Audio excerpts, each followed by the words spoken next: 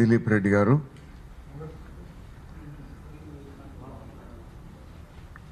కృష్ణప్రసాద్ గారు, లక్ష్మమ్మ గారు, నరసింహారెడ్డి గారు,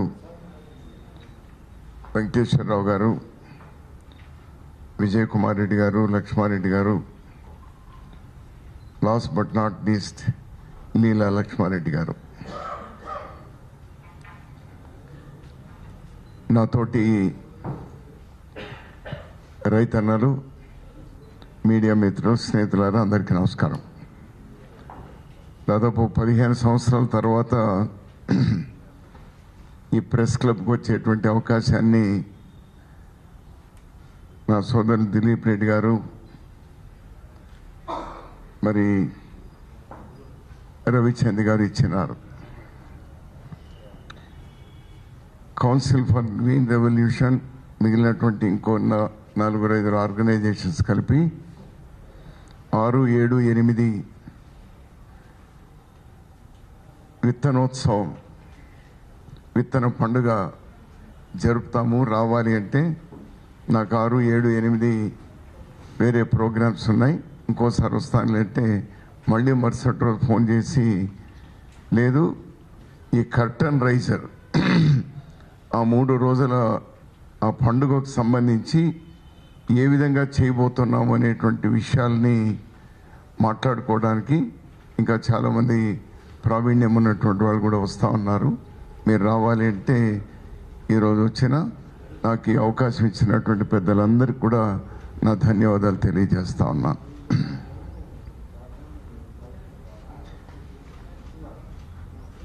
ల్యాండ్,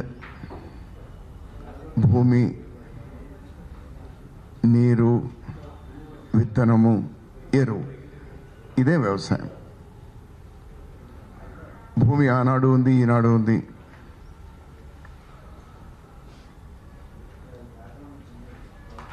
భూమిని మనం పాడు చేసుకున్నాం. విత్తనాలు మార్పు చేసుకున్నాం మన అవసరం కోసం. ఆ విత్తనం మార్పు చేసుకున్నప్పుడు మందులు, ఎరువులు ఎక్కువైనాయి. దాని పుణ్యాన భూమి పాడైంది. మారుతున్నటువంటి వాతావరణంలో వర్షాలు తగ్గడం, మన కన్వెన్షనల్గా ఉన్నటువంటి చెరువులు, వంకలు ఎండిపోవడం, thanks to successive governments, Jawaharlal Nehru గారు మొదలు పెడితే మళ్ళీ కొంత ఆ సాగునీటి సౌకర్యాలు, ప్రాజెక్టులు కొంచెం మందగమనంలో ఉంటే రాజశేఖర రెడ్డి గారు వచ్చిన తర్వాత మరో స్థాయికి తీసుకెళ్ళినారు. వీటన్నిటిలో ఈరోజు సమతుల్యం పాటించాల్సినటువంటి అవసరం ఉంది. ఇందాక పెద్దలు చెప్పినట్టు మనకు స్వాతంత్రం వచ్చినటువంటి తొలి రోజుల్లో 1950లో దాదాపు 40 కోట్ల జనాభా ఉంటే 5 కోట్ల టన్నుల ఆహార ధాన్యాలు పండించేటువంటి వాళ్ళం. అది 140 కోట్లయింది. దాదాపు 4 రెట్లు పెరిగితే మన పంట దిగుబడి ఈరోజు 36 కోట్ల టన్నులకు పెరిగింది. We are proud of it. ఒకప్పుడు ఇతర దేశాల నుంచి, ఏ రష్యా నుంచినో, అమెరికా నుంచినో, ఈవెన్ బర్మా నుండినో, అలాంటి చిన్న దేశాల నుంచి కూడా మనం ఆ ఎర్రజొన్నలో, గోధుమలో, పాలపొడో తెచ్చుకొని జీవనం చేసేటువంటి వాళ్ళం. నేను చిన్నతనంలో ఆ గంజి కేంద్రాలు కూడా చూసినటువంటి వాళ్ళం. అలాంటిది ఈరోజు మరో 3 సంవత్సరాలు వర్షాలు లేకపోయినా, పంటలు పండకపోయినా సరిపడా తిండి గింజలు ఈరోజు గోడౌన్లో ఉన్నాయంటే రైతన్నలు ఈ దేశాన్ని ఎంత ముందుకు తీసుకుపోయినారో, ఎంత సమృద్ధి సాధించినారో, స్వయం సమృద్ధి సాధించినారో మనకు అర్థమవుతోంది. బట్ ఇక్కడ బిట్వీన్ ద లైన్స్ ఏమంటే పెద్దలు నరసింహారెడ్డి గారు చెప్పినట్టు వ్యవసాయం బాగా ఉంది, వ్యవసాయం బాగా ఉంది. రైతు సంక్షోభంలో ఉన్నాడు. కావున ఖర్చులు పెరిగిపోతా ఉన్నాయి. అన్ని ఖర్చులు బాగా పెరిగిపోతా ఉన్నాయి. అది కావాల్సినటువంటి ధరలు రావడం లేదు. అనేకమైనటువంటి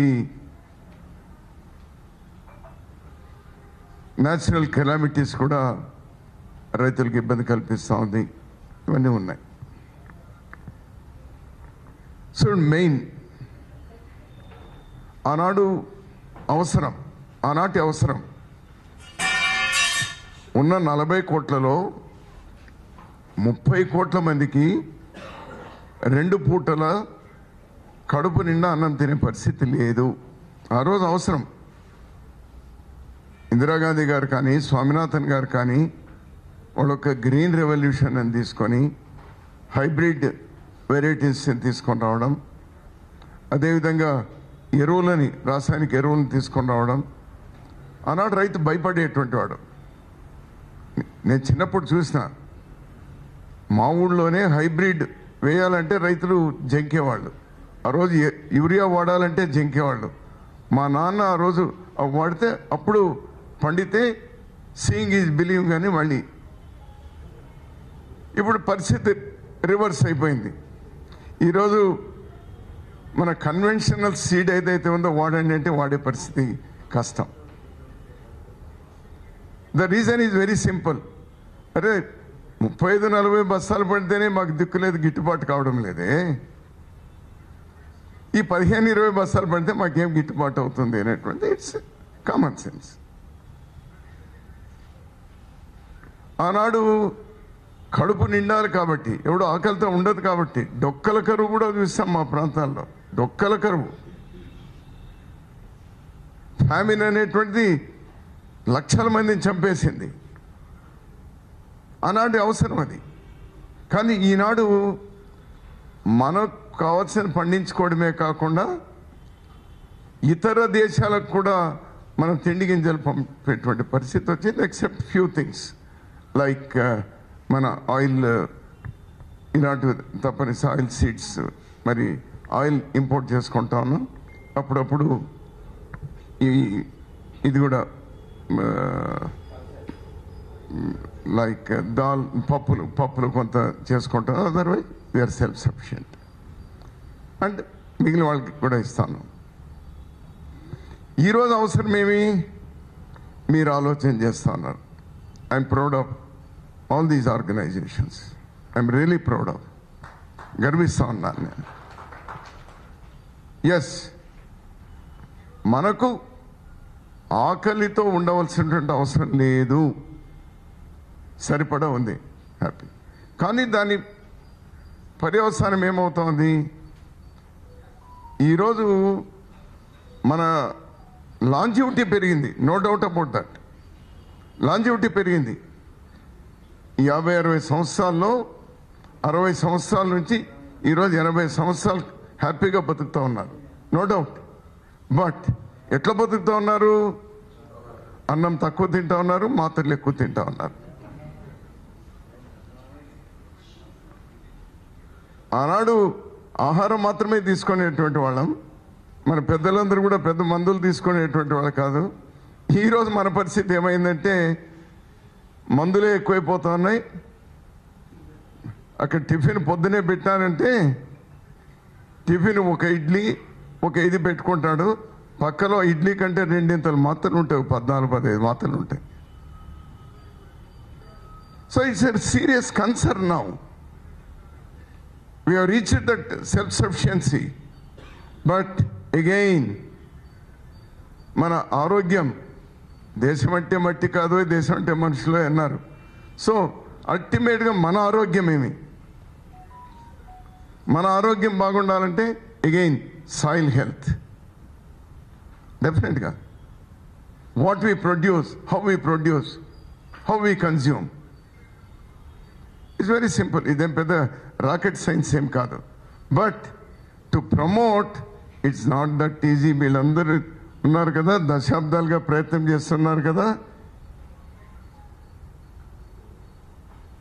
ఎంత వాళ్ళు ప్రయత్నం చేసినా కూడా ఈరోజు మనం 60వ దశకంలో తెచ్చుకున్నటువంటి ఆ హైబ్రిడ్ కానీ, లేకపోతే బీటీ కానీ, లేకపోతే ఎరువులు కానీ, ఇవన్నీ ఏవైతే ఉన్నాయో అది జెట్ స్పీడ్లో పోతా ఉంటే వీళ్ళు చేసే ప్రయత్నము cycle speed,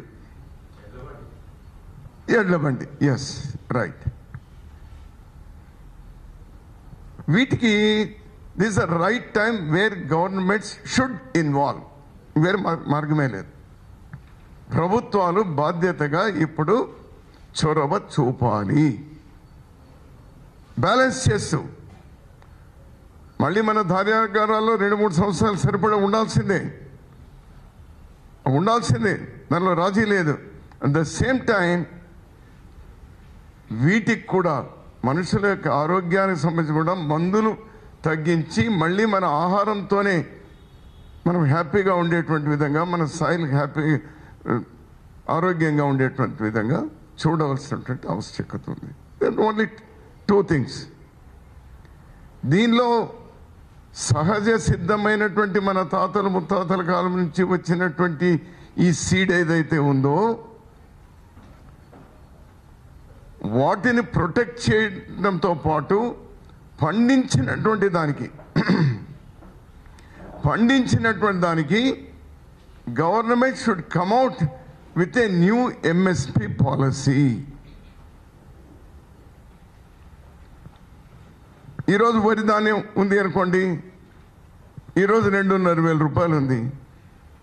unless you fix ఇది హైబ్రిడ్ వెరైటీ కాదు, ఇది దేశీ వెరైటీ వరి, ఇది పండిస్తున్నాం, ఇది పండించేటువంటి వాళ్లకు 3,500 ఇస్తాం. ఇవ్వాలి. ఇవ్వకపోతే ప్రమోట్ కాదు, సాధ్యం కాదు. అది ఇవ్వాలి.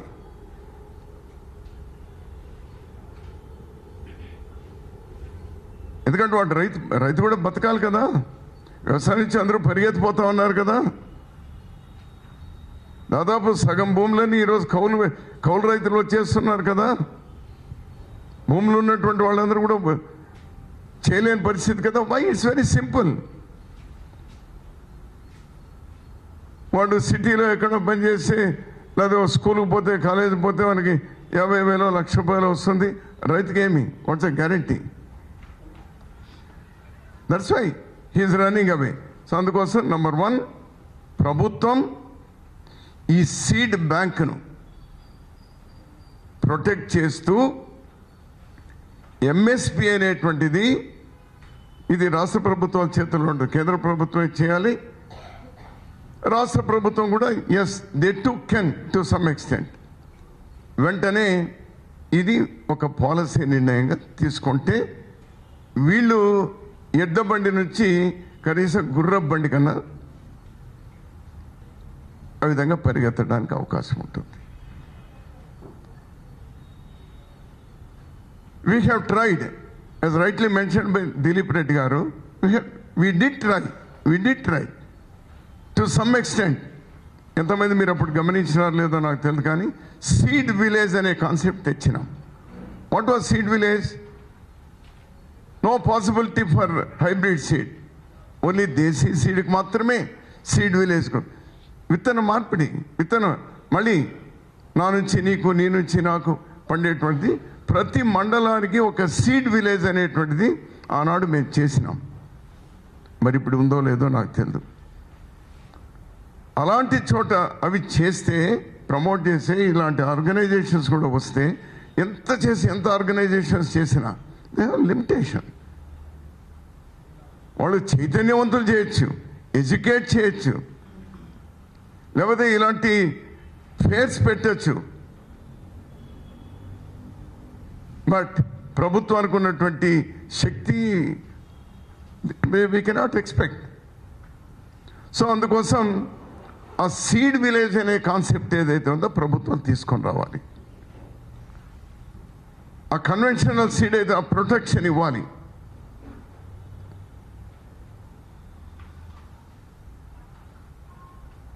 మరొకటి, ప్రభుత్వం పబ్లిక్ డిస్ట్రిబ్యూషన్లో, నేను ఆనాడు అగ్రికల్చర్ మినిస్టర్గా ఉన్నప్పుడు శరద్ పవార్ గారు అగ్రికల్చర్ మినిస్టర్గా ఉన్నప్పుడు చాలా సీరియస్గా నేను రాజశేఖర్ అన్న చాలా ట్రై చేస్తుంది. నేను చేసినటువంటిది ఏమంటే బియ్యంతో పాటు రాగులు, జొన్నలు, కొర్రలు, what ever it is, small millets ఏవైతే ఉన్నాయో ఆయా ప్రాంతాల అవసరాలను బట్టి వాళ్ళు అడిగితే ఇవ్వాలి. అది 1 కిలోనా 2 కిలోల 3 కిలోల ఇవ్వాలి అని అంటే అతనేమన్నారంటే మీకు ఇస్తున్నటువంటి రైస్లో ఈరోజు 10 కిలోలు ఇస్తుంటే తగ్గించండి, ఎంత తగ్గిస్తారో అది ఇస్తామన్నారు. ఇట్ వాజ్ ఎ పొలిటికల్ ఇది.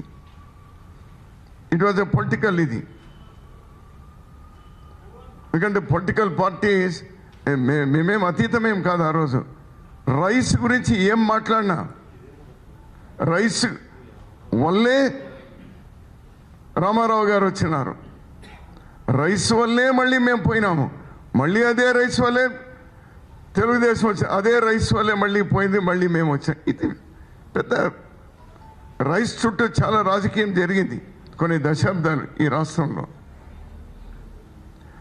అందుకోసం మేము చెప్పినాము మేము రైస్ తగ్గించలేము, దయచేసి మీరు పబ్లిక్ డిస్ట్రిబ్యూషన్లో ఈ బియ్యం ఏతర తిండి గింజలు కూడా ఇవ్వడానికి అవకాశం ఇవ్వాలి అంటే అతను ఆ రోజు ఒప్పుకోలేదు, కాదు అన్నారు. ఒప్పుకుంటే బాగుండేది యాక్చువల్గా.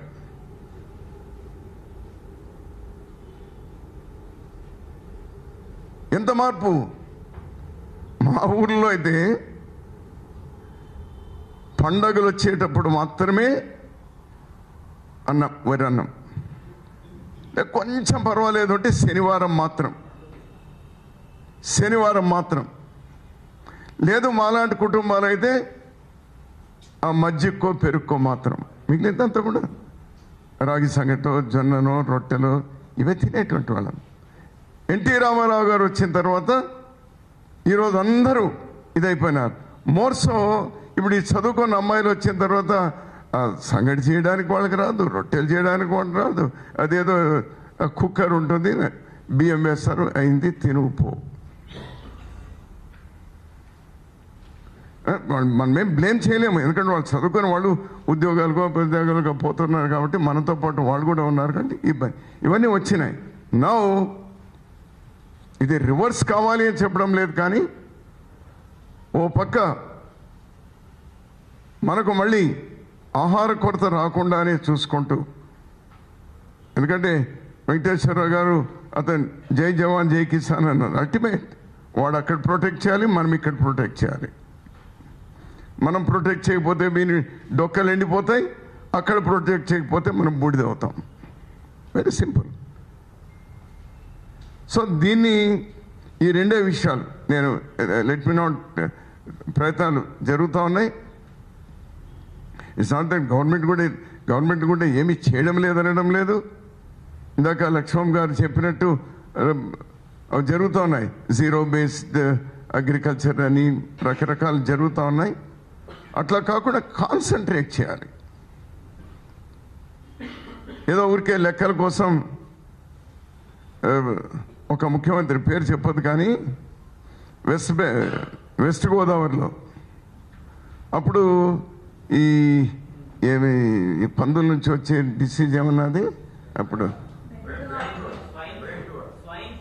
స్వైన్ ఫ్లూ బ్రెయిన్ ఫీవరు ఇవి విపరీతంగా వచ్చినాయి. ఒకసారి అక్కడ ఇవి వస్తున్నాయి కదా, మనమంతా పందులంతా కంట్రోల్ చేయాలి. జపనీస్ ఎన్సెఫలైటిస్ ఇటువంటివి అప్పుడు వచ్చినాయి. అతను కారులో పోతూ ముఖ్యమంత్రి గారు కలెక్టర్ని అడిగినారు, ఎంత ఈ జిల్లాలో పందులు ఎన్ని ఉన్నాయంటే అతను ముందు వెనక తడుముకోకుండా ఏదో లెక్క 1,60,892 అంటే ఇట్లా ఉంటాయి. మేము గవర్నమెంట్ ఐఎమ్ నాట్ బ్లేమింగ్. నేను కూడా గవర్నమెంట్లో 12 సంవత్సరాలు మంత్రిగా ఉన్నాను, 20 సంవత్సరాలు ఎమ్మెల్యేగా ఉన్నాను. నేను కించపరిచేటువంటి కాదు, కొంతమంది అట్లా ఉంటారు.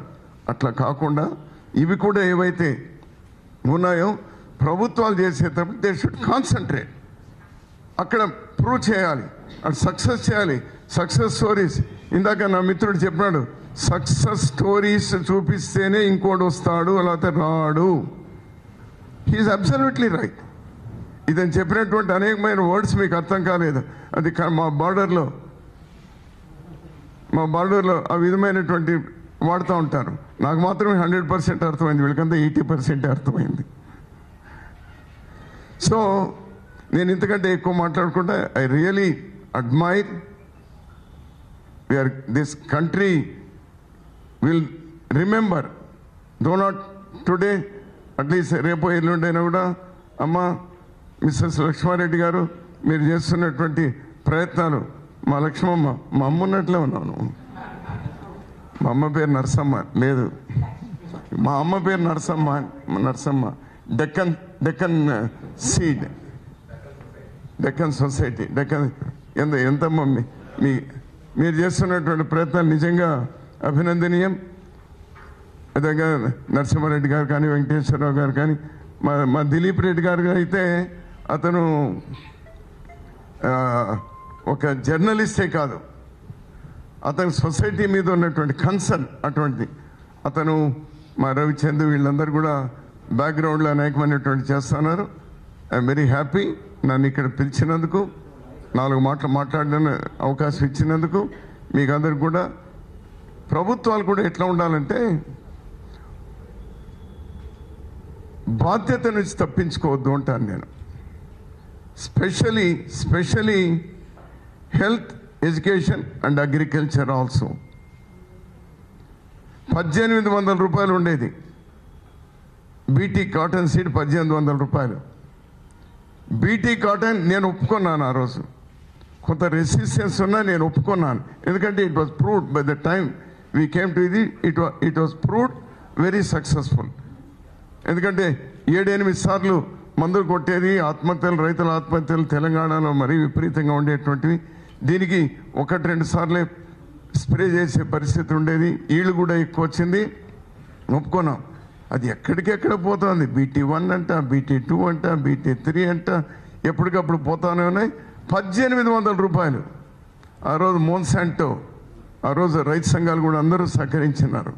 వాళ్ళందరూ తీసుకొని 8 మంది ఏదైతే రాష్ట్రాల్లో పండిస్తారో, పత్తి పండిస్తారో, అగ్రికల్చర్ మినిస్టర్ని అంతా ఇక్కడ పిలిపించి రాజశేఖర రెడ్డి గారి అధ్యక్షతను కూర్చొని సుప్రీంకోర్టు వరకు పోయి 1800 ఉన్నది 600 తీసుకొని వస్తే, అది net saving to the farmer.